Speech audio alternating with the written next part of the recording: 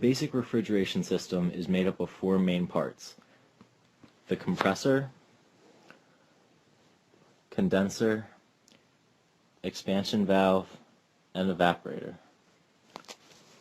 The lines on this diagram represent pipes that contain a refrigerant. Now let's start at the compressor. The compressor's job is to raise the pressure of the refrigerant. The arrows in each corner of the screen show high and low pressure. After the compressor, the refrigerant is in a gas state with a high temperature and a high pressure. I will use red lines to represent the high temperature of the refrigerant.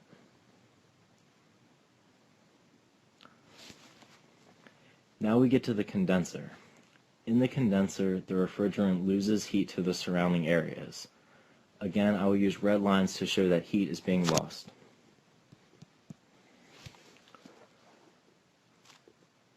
After the refrigerant has lost its heat, it is now in a liquid state at a low temperature. I will use blue to represent the low temperature.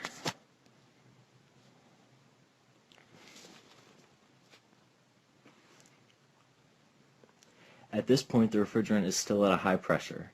This is where the expansion valve comes in. The job of the expansion valve is to decrease the pressure of the refrigerant.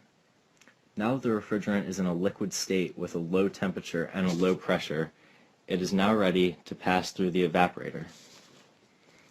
In the evaporator, the refrigerant gains heat from the surrounding area. This results in the area being cooled. The evaporator is responsible for the cold temperatures inside of a refrigerator. I will use blue lines to show that the area is now colder.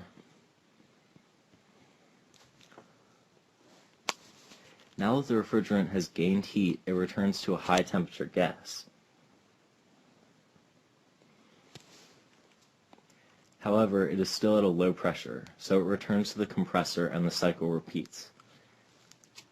It is important to note that the compressor is the only part of the system that requires an electrical input. It is not using electricity to create heat or remove it, it is simply moving heat around. Now that we have a basic understanding of how the refrigeration system works, let's calculate efficiency. There are several ways this could be done, but right now I'll only show one way.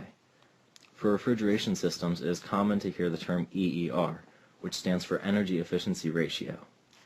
To find the EER, there are two things that we need to know. First, the first thing that we need to know is the energy absorbed into the evaporator. Since we are speaking of thermal energy, this should be in BTUs. The second thing that we need to know is the energy into the compressor. Because this is electrical energy, our unit should be watt-hours.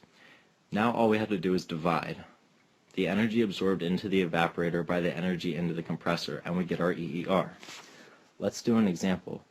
If we know that the evaporator absorbs 9,600 BTUs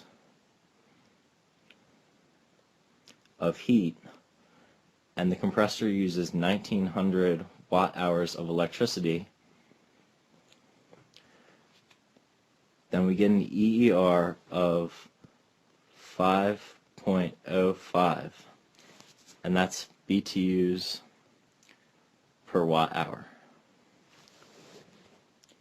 If it's easier for you to think in terms of power rather than energy, there is another way to calculate EER. We need the power absorbed into the evaporator in BTUs per hour and the power into the compressor in watts. So if you decide to use the units BTUs per hour and watts, you will still get EER.